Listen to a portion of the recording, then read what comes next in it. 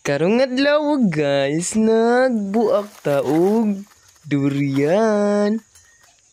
Mao ni atong gibuak nga durian kay lami kay nga durian bahalag layo kaayo basta durian.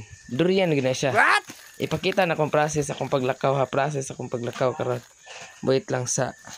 Mao na ni process atong paglakaw. Kita bitaw ka nga nagtiniil tao. Bahalag nagtiniil basta kay kaon tag durian ron ni kaabot bahala na. Awa guni oh. Tanawa ra oh. Parting lisudag agianan pero giagi gyud basta durian na gid ni mao na gining durianan ni. Durian gid ah. Basta durian na awa dulhugon pa kay ning agianan dre. Pero basta durian ang giapas bahalag ma high blood durian na na.